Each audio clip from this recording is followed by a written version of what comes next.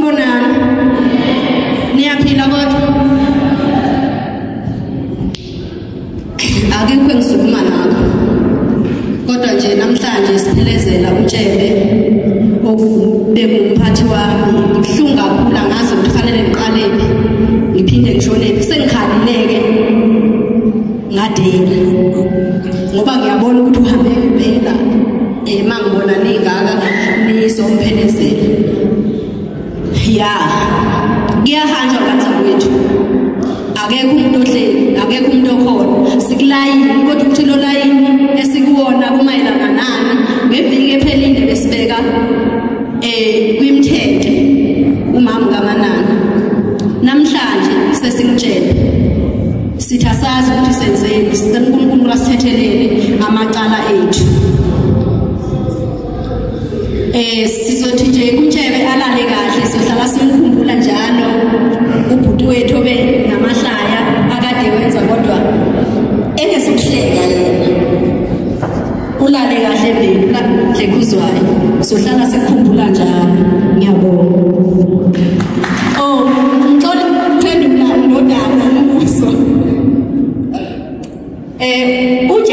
iTshebe yakhe akukho bedumhlobo kuye nje manje, kodwa ubezama ukufihla ngoba phela noma lokazana bebesafuneka ungasale sekubonakala ukuthi usempu.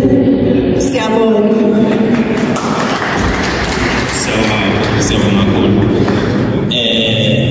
Engicabanga ukuthi mhlambe socela umndeni noma umama asivalele ukuthi sesiyavalile, sizocela ukupha wena ithuba.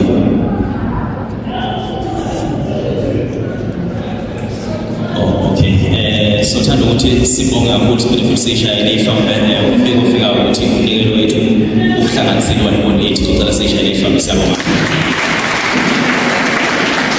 Ngizobagcwele izinyawo sise phambili.